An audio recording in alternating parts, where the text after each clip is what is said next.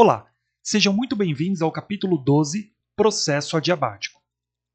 Antes de lermos o briefing, peço a todos que deixem o seu like, ativem o sininho, se inscrevam no canal e compartilhem. Introdução, transformações, NCC, equilíbrio da atmosfera, condições de tempo, estabilidade ou instabilidade condicional e instabilidade absoluta ou mecânica. Introdução. Na atmosfera, à medida que uma parcela de ar se eleva, vai encontrando pressões atmosféricas externas cada vez menores e, consequentemente, irá se expandindo proporcionalmente à variação dessa pressão, provocando resfriamento por expansão. O processo inverso seria considerar a referida parcela descendo e encontrando pressões cada vez maiores, provocando compressão e, consequentemente, seu aquecimento. Se a expansão e a compressão ocorrerem sem troca de calor com o meio ambiente, se diz processo adiabático. Primeira transformação adiabática, razão adiabática seca. É a variação da temperatura sofrida por uma parcela de ar seco, da superfície até a base da nuvem, onde a variação da temperatura é de 1 grau Celsius para cada 100 metros. Segundo, razão adiabática úmida. É o processo adiabático de uma parcela saturada da base ao topo da nuvem, onde a variação da temperatura é de 0,6 graus Celsius para cada 100 metros. Terceiro, razão superadiabática, gradientes térmicos com valores superiores à razão adiabática seca. O valor máximo é de 3,42 graus Celsius para cada 100 metros e recebe o nome de gradiente autoconvectivo. Quarto, gradiente do ponto de orvalho, 0,2 graus Celsius para cada 100 metros. Então a gente pode observar pela imagem que nós temos a razão adiabática seca, que esse cálculo vai ser considerado da superfície até a base da nuvem, e a partir da base da nuvem vai ser considerado a razão adiabática úmida, e ela vai ser considerada até o topo dessa nuvem. Acima dessa nuvem vai ser novamente razão adiabática seca. A temperatura do ponto de orvalho, como já verificamos nos capítulos anteriores, é a temperatura a qual o ar vai saturar. Então, quando há a igualdade da temperatura do ar com a temperatura do ponto de orvalho, a gente diz que houve uma saturação. Com essa saturação surge a nuvem, a base dessa nuvem. Então veja, nos cálculos, a razão adiabática seca será na proporção de 1 grau Celsius para cada 100 metros. Da mesma forma que na proporção do gradiente do ponto de orvalho é de 0,2 graus Celsius para cada 100 metros. Então, ambas essas temperaturas elas vão decrescendo na medida que vai subindo. No momento em que a temperatura do ar igualar com a temperatura do ponto de orvalho, ocorre essa saturação. E a partir da base dessa nuvem até o topo dela, a razão adiabática úmida vai ser igual ao ponto de orvalho. Ou melhor, o gradiente do ponto de orvalho será igual à razão adiabática úmida. Então, na razão adiabática úmida, será 0,6 graus Celsius para cada 100 metros. Então, dentro da nuvem, como já saturou, então, tanto a temperatura do ar quanto a temperatura do ponto de orvalho, eles vão perder temperatura na mesma proporção. Então, tanto a razão adiabática úmida será igual à razão do gradiente do ponto de orvalho, 0,6 graus Celsius para cada 100 metros.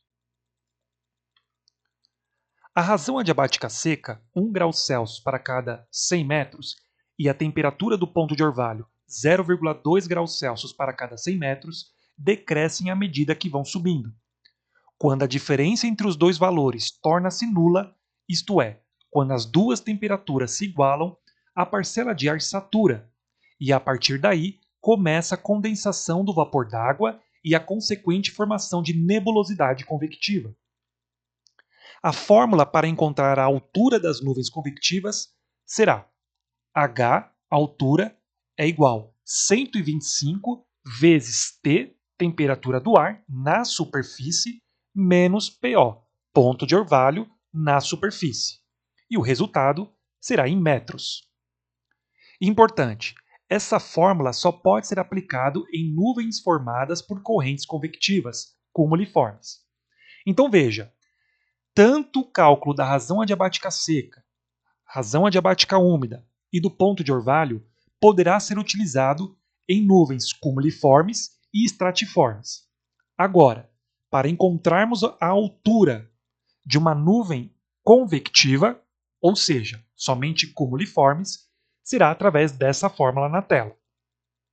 Então tem que ficar esperto em relação ao que o exercício está te pedindo, que muitas vezes se relaciona ao cálculo da razão adiabática seca ou úmida, e ou ambos os casos, junto com o ponto de orvalho, ou somente o exercício ele informa a temperatura e o ponto de orvalho e ele quer que você descubra qual é a altura daquela nuvem, desde que seja cumuliformes.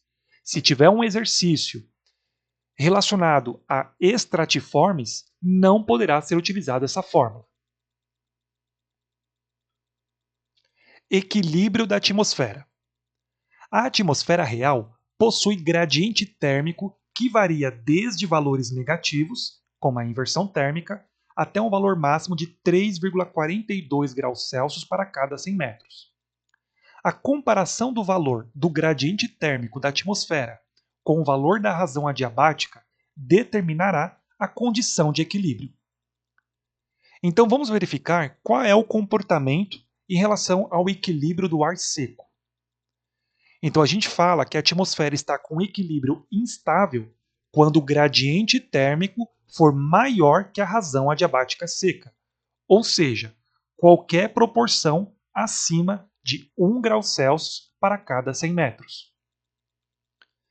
Podemos falar que a atmosfera tem um equilíbrio estável quando o gradiente térmico for menor que a razão adiabática seca, ou seja, proporção menor que 1 grau Celsius para cada 100 metros. E podemos também dizer que a atmosfera tem seu equilíbrio neutro ou indiferente quando o gradiente térmico for igual à razão adiabática seca, ou seja, 1 grau Celsius para cada 100 metros. Em relação ao equilíbrio do ar úmido, nós temos a mesma linha de raciocínio.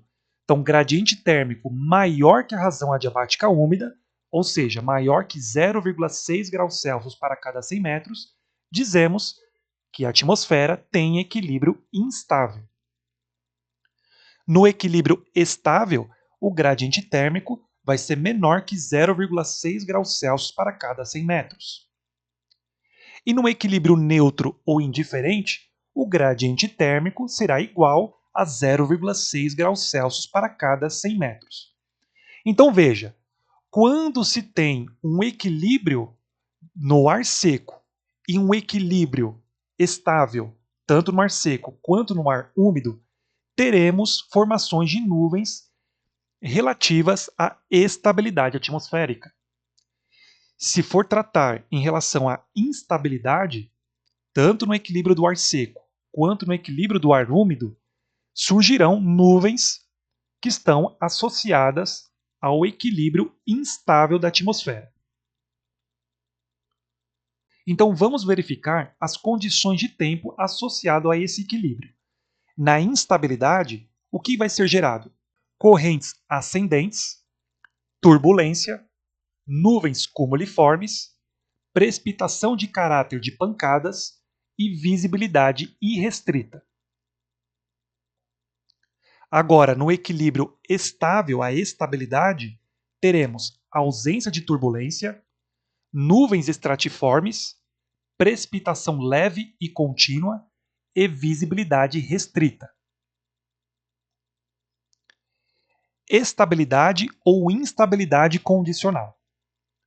Quando o gradiente térmico for maior que a razão adiabática seca, a atmosfera será considerada instável dentro e fora da nuvem.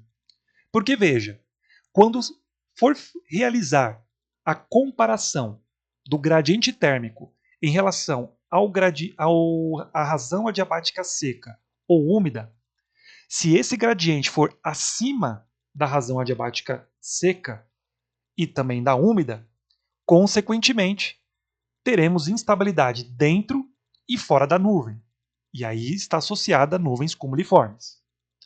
Da mesma forma, quando for menor que a razão adiabática úmida, a atmosfera será considerada estável dentro e fora da nuvem. Então, se o gradiente térmico for menor que a razão adiabática úmida e, consequentemente, menor que a razão adiabática seca, teremos estabilidade dentro e fora da nuvem, surgindo nuvens estratiformes. A estabilidade ou instabilidade condicional é determinada quando uma parcela de ar se eleva dentro de um ar com gradiente entre a razão adiabática úmida e a razão adiabática seca. Então, neste exemplo, se tiver um gradiente térmico que seja acima da razão adiabática úmida, porém menor que a razão adiabática seca, então quais que poderiam ser? 0,7, 0,8, 0,9. E menor que a razão adiabática seca, que é 1. E está sendo maior que a razão adiabática úmida, que é 0,6. Então teremos uma nuvem específica. Por quê? Se ele é maior, se o gradiente térmico é maior que a razão adiabática úmida, gerará instabilidade atmosférica. Porém, esse mesmo gradiente é menor que a razão adiabática seca, trazendo estabilidade atmosférica. Então, surgirá uma nuvem stratocúmulos, a qual ela terá turbulência dentro, porque o gradiente térmico é maior que a razão adiabática úmida, e fora dessa nuvem é estável e não surgirá turbulência. Então, a principal característica deste tipo de atmosfera é a formação de nuvens stratocúmulos, SC. Instabilidade absoluta ou mecânica. Quanto maior for o gradiente térmico do ar ambiente, maior será o grau de instabilidade da atmosfera. A instabilidade máxima será de 3,42 graus Celsius para cada 100 metros. Então veja, uma parcela de ar que sobe a 100 metros, ele perde 3,42 graus Celsius. Com relação ao gradiente térmico que está sendo comparado com essa razão adiabática ou razão superadiabática, essa parcela de ar vai ser jogada violentamente para cima. Então, com esse gradiente autoconvectivo, o ar torna-se muito mais frio acima da superfície, provocando afundamento pelo peso, e o ar superaquecido e bem mais leve, que é o gradiente térmico, a superfície sobe com violência, originando fenômenos meteorológicos violentos, tais como tornado, furacão, tromba d'água, entre outros. Debriefing. Temperatura, razão adiabática seca, 1 grau Celsius para cada 100 metros. Na razão adiabática úmida, 0,6 graus Celsius para cada 100 metros. Ponto de orvalho, 0,2 graus Celsius para cada 100 metros. Instabilidade absoluta, 3,42 graus Celsius para cada 100 metros. Nível de condensação convectiva, NCC. H é igual a 125 vezes T menos PO. Equilíbrio instável, gradiente térmico maior que a razão adiabática. Estável, gradiente térmico menor que a razão adiabática. Neutro, gradiente térmico igual à razão adiabática. Condicional, quando o gradiente térmico é menor que a razão adiabática seca e maior que a razão adiabática úmida, ocasionando estabilidade fora e instabilidade dentro da nuvem. E essa nuvem associada é o stratocúmulos. Com isso, finalizamos o nosso 12º capítulo. Até a próxima!